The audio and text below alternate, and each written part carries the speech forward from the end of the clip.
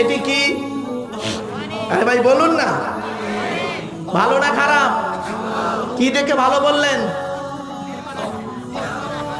সে বলে সিল মারা আছে। আচ্ছা ঠিক আছে, চলো বাবা, আমি একটু হাসির ছলে কথা বলি মাইন্ডটাকে ফ্রি করার জন্য, কারণ উঠেছি রাত 12টায়। চলো না, আমি ব্যাখ্যাটা করে দিচ্ছি। স্বচ্ছ, পরিষ্কার, ফাটা নেই, নোংরা নেই, মানুষ এতে পানি পান করে, তাই বললেন ভালো।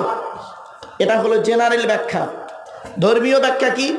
এই পাত্রে যদি পানি পান করেন হালাল, মধু পান করলে হালাল, দুধ পান করলে হালাল, চা ঢুকিয়ে পান করলে হালাল, মদ পান করলে, তাহলে পাত্রটা ভালো, ব্যবহারের উপরে নির্ভর করছে হারাম আর হালাল।